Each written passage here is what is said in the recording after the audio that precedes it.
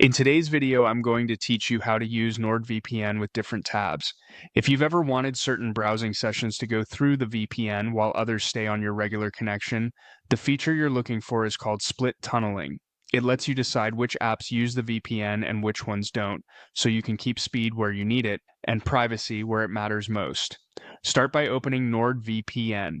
Once it's up, look to the top right and click the profile icon. That's where you'll find all the key controls for your account and app preferences. From there, head into Settings. Settings is where NordVPN groups the features that control how your connection behaves, and it's the place we need to be for precise app-by-app routing. Inside Settings, locate Split Tunneling. This is the control that allows selective VPN usage. Click it to open the options. You'll see a main switch for the feature. Toggle it on. Turning it on activates the ability to pick and choose which apps are affected by the VPN tunnel. If you're connected to a VPN server right now, it can help to briefly disconnect, make your changes, and reconnect afterward to make sure everything applies cleanly. Now, choose how you want the connection to work. You'll have two approaches. The first is don't use the VPN for selected apps. This excludes only the apps you pick from the VPN, leaving everything else protected.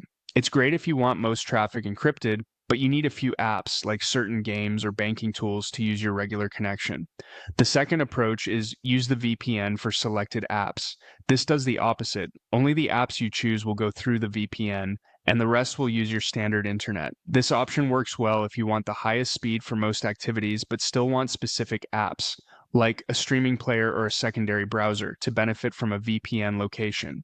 After choosing your approach, add the apps. Click to select the programs you want to include or exclude. If your goal is to separate browsing tabs, remember that split tunneling works per app. A practical tip is to assign different browsers for different tasks, or use distinct browser profiles if your system treats them as separate apps, then add those accordingly. When you're done, reconnect to your preferred server and browse as usual. You'll now have the flexibility to keep some activity private through the VPN while letting other apps run outside the tunnel for speed or compatibility. That's all there is to it: simple, controlled, and tailored to how you actually work online.